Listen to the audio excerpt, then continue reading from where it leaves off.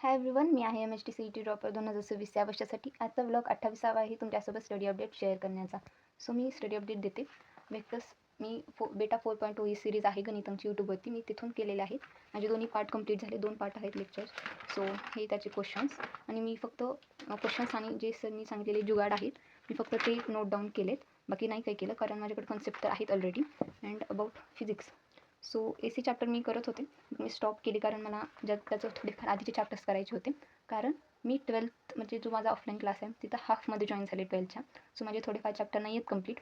So मी ते करते complete सध्या. आणि म्हणजे ऑसिलेशन, सुपरपोजिशन म्हणजे थोडे बहुत त्याच्यासोबतचे चॅप्टर्स आहेत ते माझे नाही आहेत झालेले. सो मी तेच करते आता नीट. आणि म्हणजे ऑसिलेशनचे इम्पॉर्टंट PYQ झालेले आहेत, मी तुम्हाला दाखवलेली आहे नोटबुक माझी मागच्या ब्लॉगमध्ये. आणि थोडे दुसरे जे PYQज आहे रिमेनिंग, सो मी क्लासच्या बुकमध्ये केलेलं आहे. मी तुम्हाला नाही दाखवू शकत कारण ते क्लासचे बुक्स असतात ना, इथं लोगो असतो त्यांच्यावर ते रिव्हील होऊन जातं.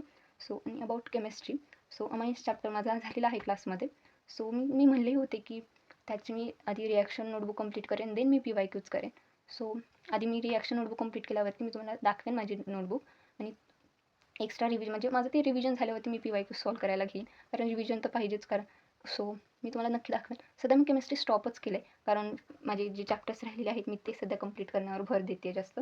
सो आणि माझ्याकडे टार्गेटचं 2023 या एडिशनचं बुक आहे. सो यामध्ये ही फक्त 2023पर्यंतचेच PYQ आहेत. सो आणि माझ्या क्लासच्या बुकमध्ये 2025पर्यंत आहेत.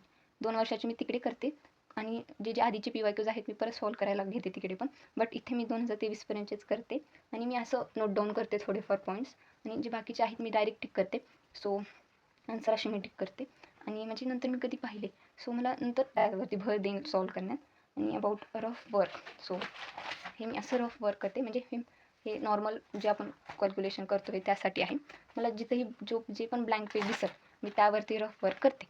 मी सध्या जास्त हे नाही करत, परफेक्शनच्या मागं नाही.